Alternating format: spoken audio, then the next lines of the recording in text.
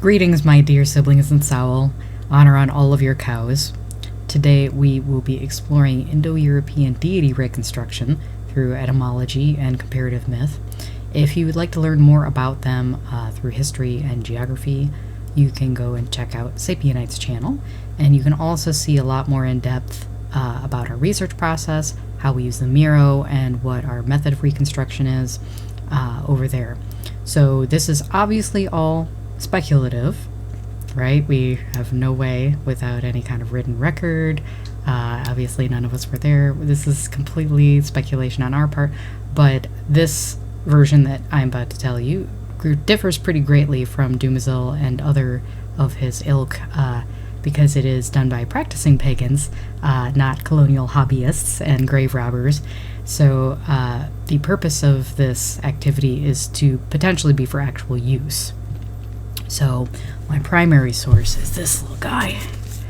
This was required reading when I was working on my Druid Dedicant program in ADF many moons ago. I thought this was the most boring brick that I had ever laid hands on. I hated it. And that's something coming from somebody who took 4 years of Latin. But now, all this time later, we're older, maybe wiser, and I was really pleasantly surprised when I picked it back up again and thought to start working on this project.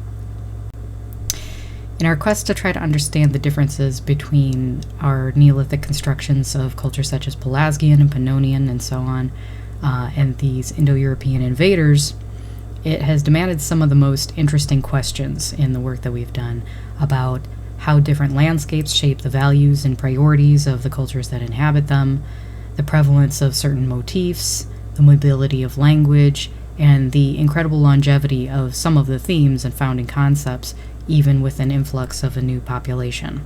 So I will introduce these speculative Proto-Indo-European root deities, and if you find this research interesting, you can purchase the full chart or check out our very opulent agora, including this beautiful candle series, which was inspired by traditional votive offerings from cultures around the world. So we rely on the patronage and support of viewers like you. Do all the nice clicky bell likey things, please. I really would appreciate it. So without further ado, one thing that's really interesting in studying these more primitive or root kind of versions versus later cosmology that includes fleshed out cultic versions, like in the case of the Phanes myth with the egg and the cosmic order laid out in that way, or the contrast of the primordials, which split the darkness from the light. We have in this version Mother Night, which is almost more akin to something like the Aboriginal Dreamtime, where there is kind of a dream or a template of divinity that is dreamed up before in, the great night and sleep, before it comes to actual form in the world. This version of the Night Mother really emphasizes concealment and gestation and this period of darkness that occurs in the womb prior to coming into being. And there is seemingly kind of an understanding that deities undergo this as well and have this kind of gestation. And so if that's kind of the primordial chaos, albeit not like swirling or destructive, there is this counterforce in Arthas, who is the god of cosmic order, and we see in the root of his name and his potential consort, Hartkaya, or Artkaya, the bear mistress, this correlation to potentially the Big Dipper constellation, which throughout a lot of the Asiatic world and also in Europe, this North Star is a guiding, orderly force that, of course, our whole world orients around, and this makes sense for a wandering culture that relied upon the stars for navigation. So, of course, proving any kind of actual familial relation or consorthood is very difficult. I tend to do it a lot more liberally than Sapienite does for the purpose of organization, and I find the connections meaningful, and I feel some of them are fairly safe to make. One that is particularly noted and interesting about Hartkaya is that she is specifically a stepmother to the the great hero, and kind of a mentor and a teacher of him. And so we see this a lot in the ancient world of the bear as a mentor, caretaker, and protector. And in this case, we see the feminine form in Mother Bear. She's also associated with mountains and wilderness in general, and of course all of the wild animals, so she has a little bit of that Artemis kind of connotation as well. Apo Mater is, of course, the mother of waters. You're going to start to see that pretty frequently. Mater is the honorific title, of course, for a great mother of some type. She is specifically the freshwater or purification, and there is evidence of both a salt and freshwater feminine primordial in Indo-European.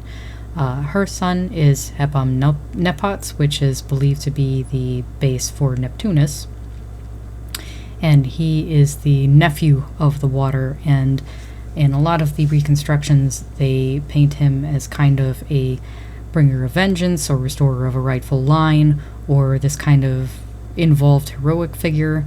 I'm not completely sold on that whole idea, but in any case he is the strongest form we have of a type of masculine sea deity.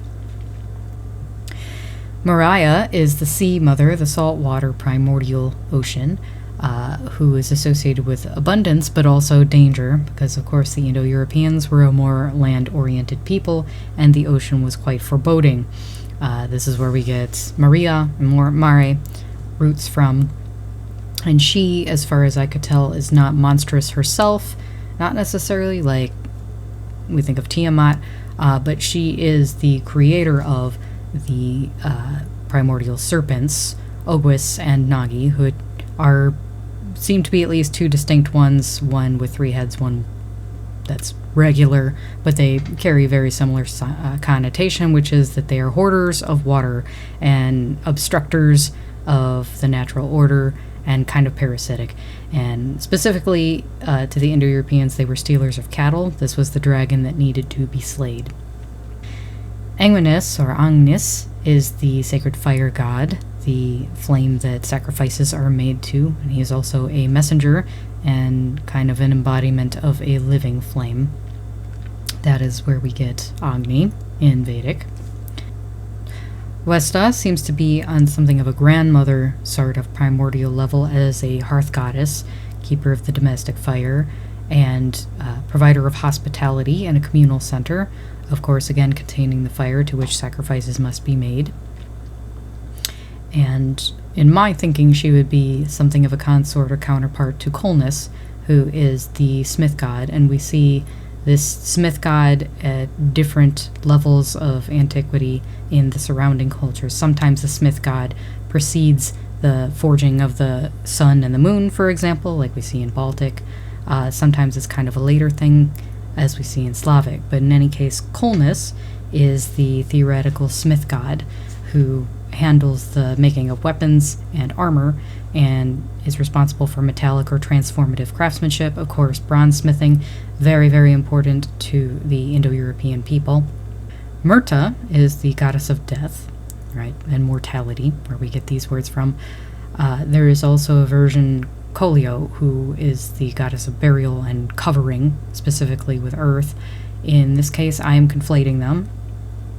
That is an intentional choice that I've made, but there is a possibility that she belongs to something of a trinity with the fortune goddess and the birth goddess, as we see in several other Indo-European derived pantheons, where you have a trinity of the fates or the spinners who control the thread of life. So it is possible she is part of a tripartite situation. It is also possible that she has something more of a counterpart, which is like a life goddess, who is the Sewa, which is the root that we get the word Eve. And this is the vital living goddess, something of a Shakti force in the world that is like more of a bright and airy breath of life thing, as we see in the Vedic tradition. She's the source of generational continuity. It is not evident whether this is like a founding Eve first woman situation in the Indo-European, and we'll talk about that whole thing later on, but she is at the very least a potential concept for the life force itself. This one is my reconstruction, is Woksa, who is the living word. We have evidence that in all of these Indo-European based cultures, there is a strong emphasis on the bardic tradition, on incantation and keeping of stories through oral tradition, being not only a cultural imperative, but a magical tradition and having the possibility of transforming the world around them. There are many heroic bard type figures, and so this is a speculation about the possibility of Woksa, who is akin to something like a Gnostic Sophia, right, who is the feminine order and the naming of things. So it's possible that she would have a pair of twins. One is a fairly strong concept, which is Midor, the healer or the wise measurer, and his name is also cognate with Moon, which we'll look at a bit later. But he is a measurer and decider of the right proportion, and that in turn comes to have to do with healing and dispensation of medicine.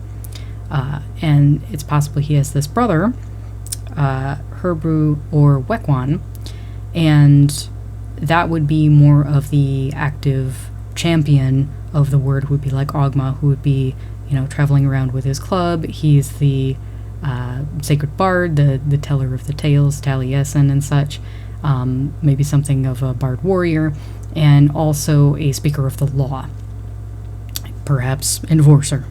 And Sapionite actually speculated about the connection to this trifold concept that he's explored in several videos that have to do with like the Nordic tradition, with Loki and Lothar and all of that.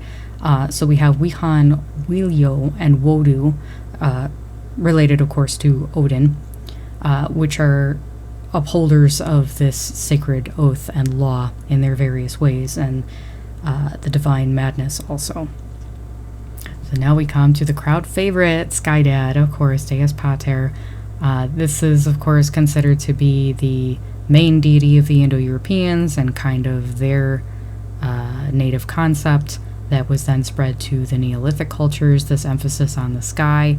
And Deus Pater is very specifically the daytime sky, and there's speculation that there were kind of three heavens. There was the white sky, which is Deus Pater, there is Nox, the black sky, and then dawn being the red sky, and there were these phases, and that they had different rulership of different things. But Deus Pater is, of course, the king of sovereignty and laws and oaths and order. It could be thought of as an emanation of Artus, as the cosmic space kind of Uranus order, and this is more like Zeus. So, of course, there's this pervasive belief that all of these different versions of the center of the Pantheon, Skydad, is this whole deal. And his counterpart is Earth Mother, of course, Degam Mater, who represents the fertile ground, the potential of material existence, and in the case of the Indo-Europeans, also burial. So it seems that their equal at that celestial level is Hausos, the dawn, not a daughter of theirs, but an equal on that level, who is a red mother, kind of, herself. She's associated with beauty and renewal in that kind of red blood menstrual way. And as I mentioned, there's this concept perhaps of this red sky, both the evening and the dawn, being this kind of change or this transition. And so she's not so much the pretty Venus Valley girl perhaps that like Aphrodite would be. She is kind of powerful force in her own right for transformation. So it's possible that this is where we see the introduction of the Cupid kind of concept, which is her son or helper Austros, the morning star Venus. He's a light bringer, a messenger of love and celestial guide, and perhaps also a kind of wayward lover himself, with misplaced affection.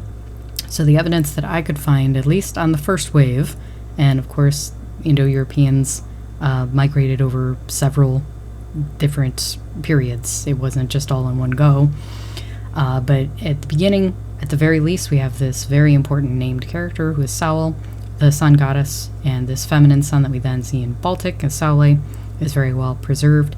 but she is the all-seeing eye, the watcher, and she is a traveler and the celestial charioteer. So this is probably through the Indo-Europeans where we get the Apollo sun chariot across the sky situation introduced.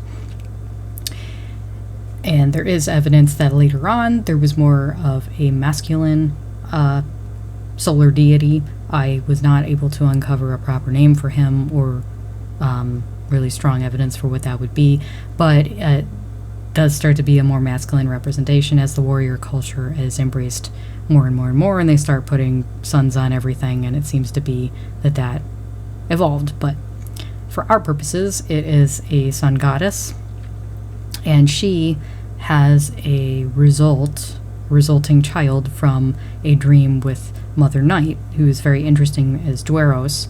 And this is something of a Janus kind of figure that is the guardian of the thresholds or keeper of the hours, and he is the result of where dawn or dusk touch night, and you have this this border or passage.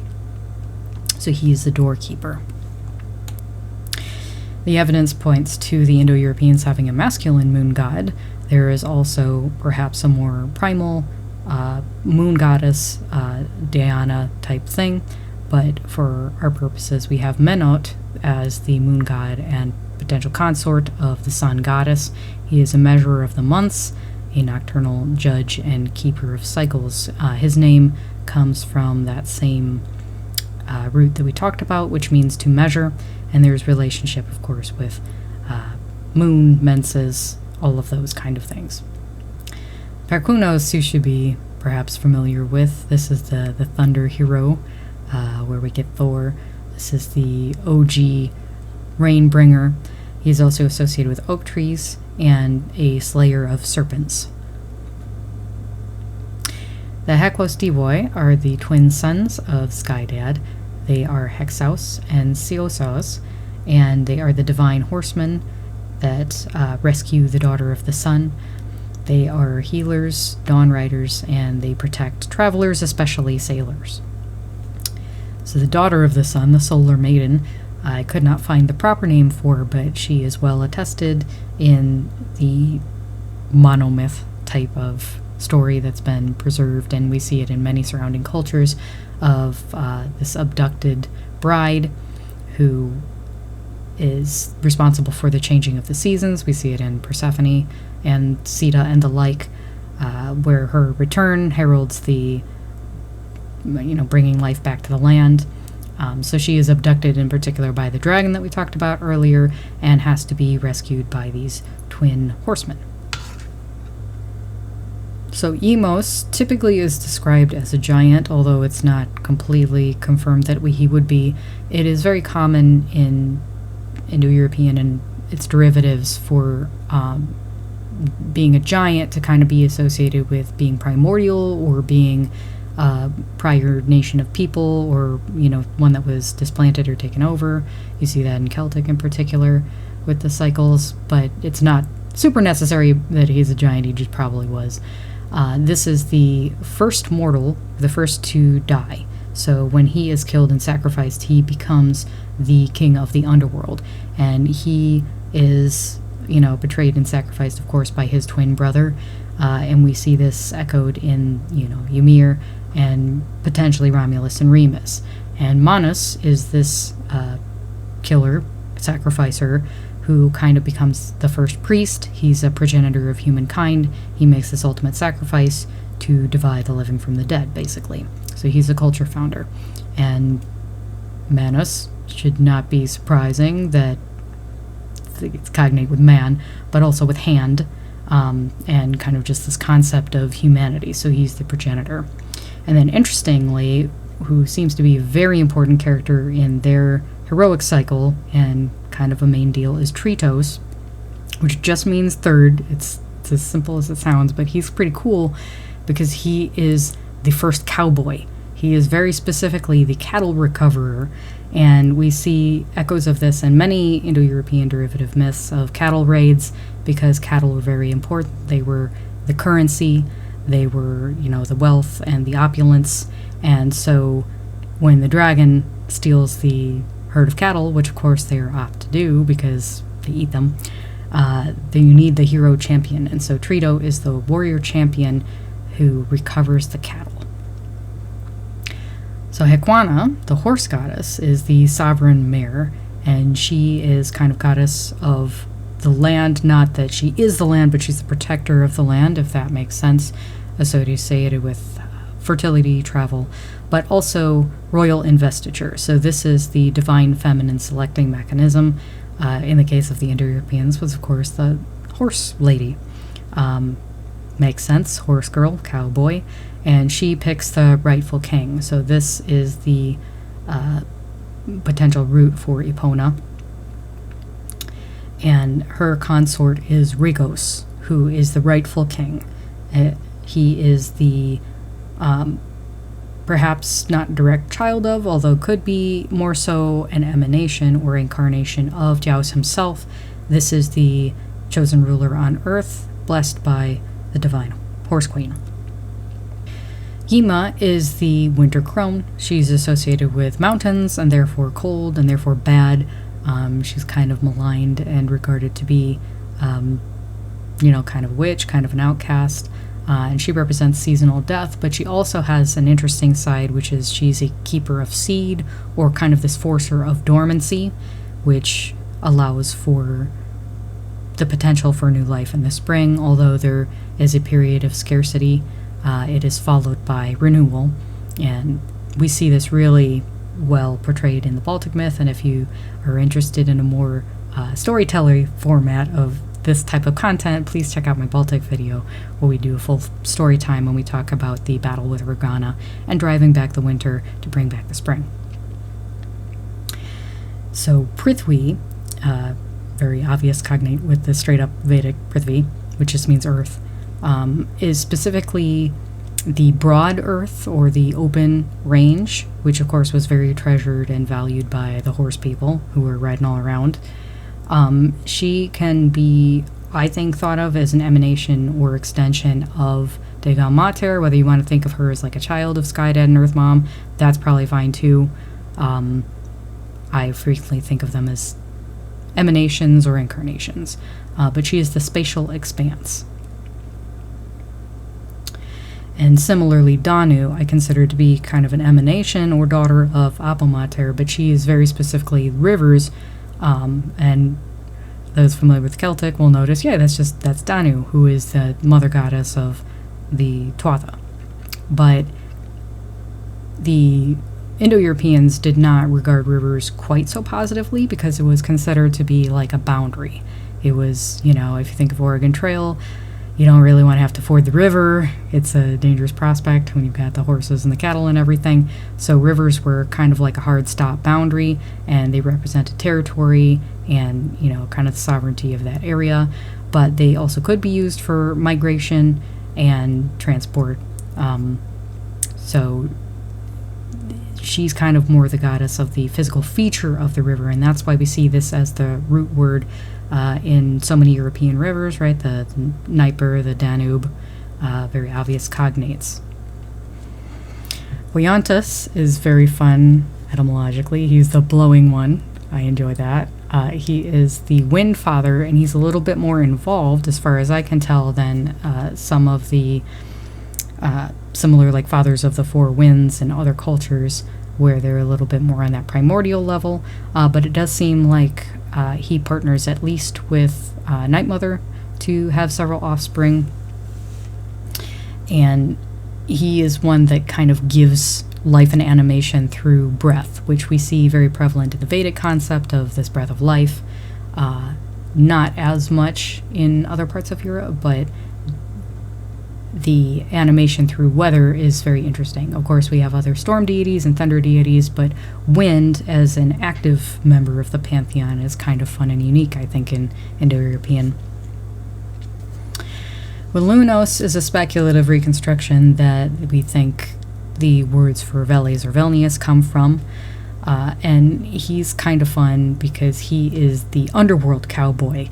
He has associations both with cattle and herding, and also kind of being a psychopomp, and potentially snakes. So it's not very clear whether the Indo-Europeans had a concept of the chthonic realm as truly like underground. It seems like they might have had a little bit of flat earth thing going on, despite being very widely traveled. They have a concept for the edge of the world, which is kind of like in the Fields of Elysium, promised land, afterlife type of place that's a little bit more pleasant and heavenly. But did they have necessarily a dark chthonic hell? It's not very clear. But we do have this concept of an afterlife escorter, and that is in the form of Wellunos, as well as one called Garant, potentially, who is kind of just like old man.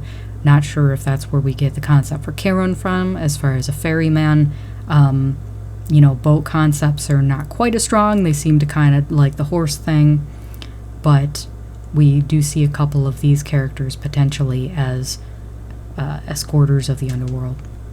Texan is the divine artisan, the carpenter who creates all of the helpful handy tools. He's a builder and chariot maker, so he's a very foundational character and my personal favorite. He is the architect and the executor of the ordered form. So I saw a post the other day that was, what is it with all these chthonic deities always having these farm tools, right? You've got the scythe, you've got the pitchfork. So I think that this kind of was a potential origin of that, and we've talked a lot about, in Etruscan, this primordial fashioner or maker or director, I guess, in the form of Tages, who is both perhaps this Saturnian old man, wise guy kind of deal, but also sometimes appears as a child who has all of the wisdom of an adult. So it's not really obvious what form any of these characters take, of course, because we don't have any depictions really to count on. But I really like this character, and I, in my headcanon, have shipped him with Snatria, who is the goddess of weaving, because the root for tech also does mean to fashion, fabricate, or weave. And so weaving, of course, in ancient times was frequently done by both men and women. It's later on thought to be kind of the pastime only of women, but is associated both with, fate in the form of the three fates, but also it took so much labor. We take it for granted nowadays, but in order to create fabric, not only for clothing, but for sails, for nets, for catching animals or fish, weaving was really, really important for all utility textiles. So Snatria is a fate weaver, and perhaps the predecessor of Lima, who is overseer of birth, marriage, a matchmaker, and a keeper of mortal destiny. And she, of course, is said to sit basically atop the highest mountain, kind of where the North Star would be, and oversee human fate. Bacchus is where perhaps we eventually get Bacchus from, is kind of one side of this earth deity who is the dispenser of fortune, perhaps counterpart to Fortuna or Tyche herself. And he's in charge of allotment, specifically, kind of this dividing of your share and inheritance. And potentially has a consort who is Dyla, who I learned is where we get the word like to dole out. So she is also a divider or distributor of lots, your lot in life. There's a lot of those kind of fun little words that I think we don't think about the root of too much. They're not necessarily super Latin roots. But she, of course, is like Tyche. She has to do with prosperity and potential and luck. Oitos, or perhaps Prebion, we debated quite a bit in our discussion group about these things. And there is a concept of this root as a kind of heroic level oath keeper. Obviously, we see this theme of oaths being very important in Indo-European culture, and we see it from the cosmic all the way to this potential heroic level.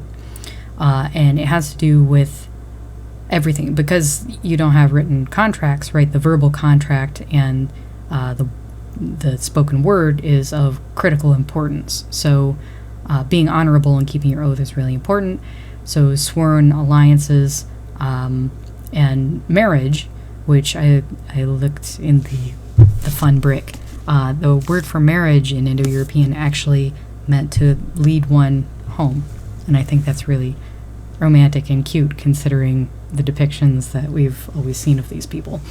But this solemn course, this staying of the course and this oath, perhaps are attributed to this character who is like the good husband. So Previa, or perhaps Wena, is of course where we think we might get the concept for Venus from as goddess of love and desire. She is also a goddess of peace and social concord, perhaps related to this oitos, going of the course, upholding of bargains, and maintaining of social order through keeping of oaths. There's a version of the root that means to desire or strive for, and she is also perhaps the template for the good wife in the form of Juno. Rudlos, a little bit weaker, very speculative, but I happen to like it, so we're keeping it in. He perhaps either comes from a root meaning to rend, tear apart, or to howl, and associated with the savage wilderness. And this is perhaps the template for the horned god, who of course is very prominent in Celtic traditions. He's a protector of animals, patron of hunters, and general wild guy. The root, of course, is where we also find Rudra, who is very important in Hinduism, and is a bringer of justice and slayer of demons, and kind of this sovereign, sacred, masculine concept. And of course you see the horned one being very prominent in like a bitheistic Dianic tradition that holds him as the divine masculine counterpart to the moon goddess. We have no evidence of that this early on, but it's fun to think about. Koryonos we have conflated with Mawort, and he is the war chief and the keeper of the war band. He's associated with wolves and the covenant of martial brotherhood through military endeavors and with frontier expansion. And as I mentioned earlier, his stepmom or mentor was Artikaya the bear, who is mother of the mountain. So he was taken in and trained by her to become this great leader. And so that's another example of like the feminine selection and the rightful order of things, passing on a blessing of rightful rule, in this case for the military. How did that play into the whole invasion and expansion and pillaging situation? Maybe that's not so great, but perhaps at least in the beginning there was some sense of rightful rule and need to unify, perhaps. Yevos Mater is interesting, very removed from just the concept of Earth Mother itself, right? This is the grain mother, who we would think of as Ceres or Demeter. But Demeter is very obviously a direct cognate from Dega Mater. So where, we see later on the process of agriculture and farming being kind of central to the concept of female earthy fertility, of course, to the Indo-Europeans who were not really doing that as much, or they were kind of coming upon people who were already doing that and just kind of either trading with or taking from them. The grain mother is kind of separated from that central earth mother pillar, and she is very specifically associated with barley and beer, and then her offspring have a lot to do with mead, which the Indo-Europeans were just really incredibly into. They loved that. So from her we get Medwan and potentially Medwi, the lord and lady of mead, who have to do with poetry, feasts, that kind of Dionysian inspiration toward expression and being intoxicated and in touch with the divine. It's possible that Medwi also was more of like a bee mother and had more associations with the feminine aspects of bees. We see that in the Baltic and I believe also Finnish, that there is a prevalent bee mother. So there's a speculative son also of the grain mother, who is Granos, who is the dying grain boy, the sacrificial youth. We see that in Attis and other places, this close association of the mother with her beautiful baby boy who is sacrificed in order to continue the cycle of fertility in the harvest.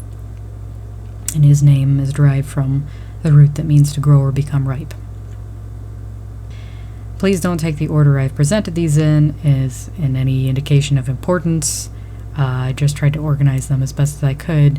Pausen is actually a very, very important deity to the Indo-Europeans. He is kind of Big Daddy Cowboy. He is the pastoral god, guardian of the herds, of travelers, of the cattle themselves. He protects lost animals and has to do with the accumulation of wealth, of course, in the form of cows. And his root comes from to protect or pasture or feed. So he is the benevolent provider, masculine god. Very interesting. We don't always see this type of earth god as much as we see Earth Mom. So he's a very cool, unique character, I think. And his consort, who is super important and crucial and central to this whole thing, is Guomater, who rules over cattle, motherhood, and of course milk, in particular the milk as the cow product that enabled the spreading of the civilization and upholding of the immense population that it required to cover this incredible expanse. And there is evidence that there was a primordial cow also similar to Adumla, who was sacrificed to create all of the animals on the earth at the time that Ymir was sacrificed also to create people. The myth seems to go something like the primordial cow was kidnapped by the dragon and had to be recovered by the hero, and so then the cow could be properly sacrificed. It just wouldn't work if we let the dragon eat her, right? We had to kill her properly and then cut her up and create the various types of animals. But for our sake, we make a very conscientious separation between the primordial cow goddess as this sacrificial Tarvos kind of thing versus Guomater, who's clearly at least partially human, so that she is participating in the motherhood aspect of perhaps birthing other deities, Equana being the most likely daughter of hers. So we have the cow giving birth perhaps to the horse or resulting in the horse. So culturally, the thing that I think is the most important takeaway and wasn't, at least to me, represented clearly enough when I was studying these things at first was that the Indo-Europeans were primarily a cow culture, and it was a case of the horses really enhancing the cow experience and being an upgrade to the cow technology, because the first chariots actually were, of course, driven by cows, not by horses, and so that was a later development. So it's interesting to see and speculate about the evolution of this culture and these deities through the eyes of horses being able to be expanded and evolving and being perfected as a technology, because there's all of these stages of horses that allowed for more and more usage, of course. Without saddles and stirrups, it's kind of difficult to ride bareback. Of course, there's evidence that they did, but without the foundational underpinning of cows as their form of currency and their way of life, and driving the cows and the travel that required, and the way that they interacted with all of the different tribes that they encountered over the course of these drives, that's where we get the complexity and all of the really interesting mixings that happen at every different place. And of course, being Celtic myself, and kind of having seen this process through the eyes of interpreting from the Druidic tradition, these Indo-European roots, it's kind of interesting to see how the Celtic people took this cowboy thing and then we're like, yeah, I think we're going to be horse girls. That's kind of more where our values lie. So interesting evolution. Let me know what you thought of this little adventure in the comments. I understand it was a little bit breakneck. I tried to give kind of more total overview. I'm happy to go more into detail if that's something that people would like. But of course, we've produced a lot more of these charts and overviews than we've had time to produce videos for. And so there's a lot that hasn't been covered. If there is a culture in particular that you would like to be featured, please be sure to let us know. We do read all of the comments and try and take that on board when we're scheduling our priorities. But if you like this and I get enough positive response on it, maybe I will take over doing at least the chart overviews, because it's been a really mixed bag in the reception as far as like creating more in-depth guides, where both the Baltic is kind of one of our top sellers of all time, and then the Druid guide never sells any. So is it like people don't want an in-depth guide? Is it the format? Is it which culture it is? It's very difficult to tell when we don't get a lot of specific feedback. So we really do value the comments, and I appreciate you spending this time with me today, and I hope you have a really great rest of the day and your pillow is cold and fluffy on both sides.